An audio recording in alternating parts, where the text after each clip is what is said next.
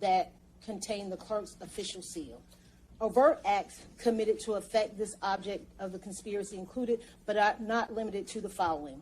1, the defendant created and distributed false electoral college documents to individuals in Georgia and other states in coordination with Donald John Trump for President, Inc., also known as the Trump campaign.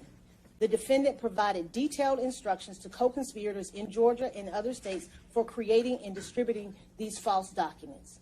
3, co-conspirator Donald John Trump and John Charles Eastman solicited the director of the Republican National Committee to assist in recruiting persons to serve as fake electors in Georgia as well as in other states. Co-conspirators Rudolph William Louis Giuliani solicited persons to serve as false electors and provided strategic instructions to several co-conspirators concerning the execution of the conspiracy in multiple states.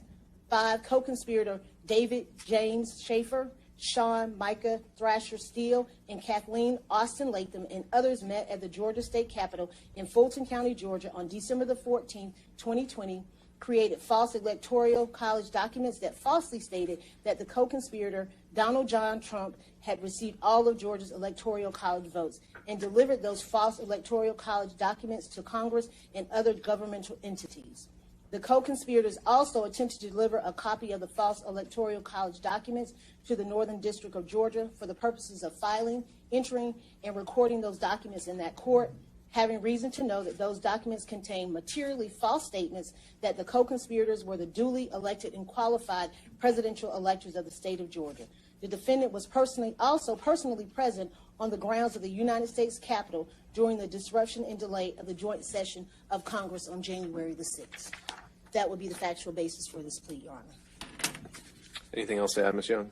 Nothing further from the state. Is there any recommendation from the state on a behavioral incentive date, which I believe would have to be imposed in this sentence? The state has no issue with that, Your Honor. We understand that it will be as such. Well, what term would you recommend? 3 years. All right. Mr. Grubman, are you in agreement with that? Yes, Your Honor. Just to clarify for the record that given good behavior and following the rules and the statute, that Mr. Chesborough's probation would terminate after 3 years. And are you requesting immediate sealing, Mr. Grubman? Yes, sir.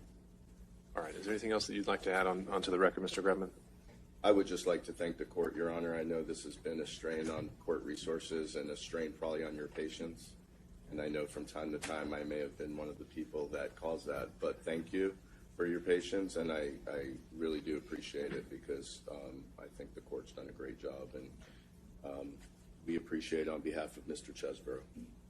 Well, Mr. Grubman, there's no need to thank me. We are here to give everyone their day in court. So I hope that's what we've been able to accomplish here today. Mr. Chesborough, I have a few questions for you, sir. Do you understand the remaining charge against you? I do. And you've heard the rights that you would give up by going forward with this plea. Do you still wish to waive those rights and proceed? Yes.